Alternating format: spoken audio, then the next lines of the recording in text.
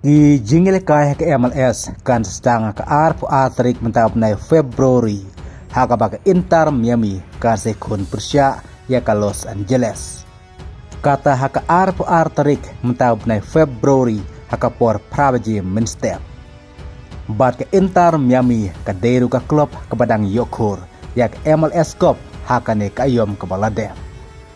Nadu uba Messi ulah lebih penesok syaka klub Inter Miami. Ulai Yokur tropiru haka likop, ulai Yokur tropiru haka MLS Cup. Bat kum juru haka MLS supportership. Bat kat kum ki kubor du mental laong bata pinti kena ba Messi unla ban mi madan nagam tak Inter Miami haka sedang mi madan keban ningkong Persia eka Los Angeles. Bat ka bakam sengau tenat mentah baik hang ne bak kebalaja ya ka klub Inter Miami. Hadin ba Messi ulai pensok syaka ne ka klub.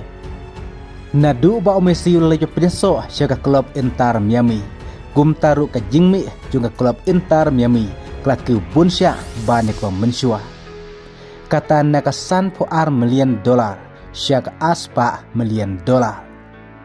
Bat ka ne ka tang na ka daw juga jinglej ben pensok Messi syaka klub Inter Miami.